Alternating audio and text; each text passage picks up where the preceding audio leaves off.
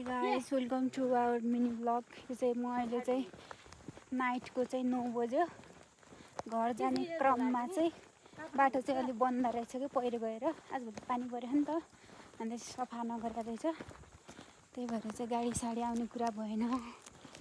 अनि चाहिँ अहिले चाहिँ हामी हिँडिराखौँ कि बाटोमा। यहाँ चाहिँ रोडको अवस्था यस्तो हो। मेरो जुत्ता हिलो लागेर यहाँ चाहिँ मेरो साइड ब्याग छ, यहाँ पछाडि नै हो ब्याग।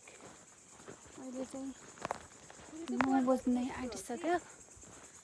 हामी गट ओइ यसरी हिँड्नुपर्ने हुन्छ। ओहो, 1 घन्टाको हिँडाइपछि चाहिँ यस्तो जुत्ताको हालत चाहिँ यस्तो भयो होइन। यहाँ चाहिँ ब्याग चाहिँ यो उताबाट निकालेर फालिने हुन्छ। यो उताको गाउँको बिजुली देखिरह थकाइ लाएर बसिरह लास्टै थकाइ लाहा गाइजहरू देख्न सक्नुहुन्छ। रमाइलो हाइकिङ जानु पर्दैन कि हामीले त यहाँ हाइकिङ हुन्छ हाम्रो यहाँ देख्न सक्नुहुन्छ नयाँ भ्लगर। यता राम्रो आइरहेको तर राम्रो आइरहेको त अनुहार त। जुत्ता हेर्न जुत्ता ल म भ्लगर बनाइराख गाइज। यो हाम्रो गाउँको भाषा के अरे गाडीको सुविधा छ हो कि यातायात भन्ने कुरा चाहिँ यहाँ पुर्चौडीमा त यस्तो राम्रो हो कि कुरै छोडिदिउँ कि पूर्वाधारमा अलि अगाडि नै छ। अनि किनकि के भन्छ अरे जनताहरूले हो नेताहरूले हो हामीहरूले होइन। अनि यस्तो हो गाइजहरू।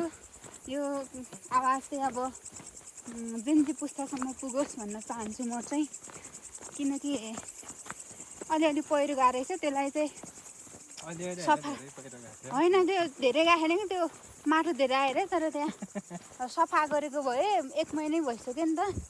अनि यस्तो चाडपर्वको बेलाका मान्छेहरू सबै के अरे गाउँ फर्किन्छन् भन्ने थाहा हुँदै यस्तो अलिकति त्यहाँतिर चाहिँ ध्यान दिएको भए चाहिँ हामी अहिले 10 बजे यसरी हिलोमा यसरी घरको मान्छे लिन आइराख्नु भएको यति दुःख गर्नु पर्दैन थियो होला।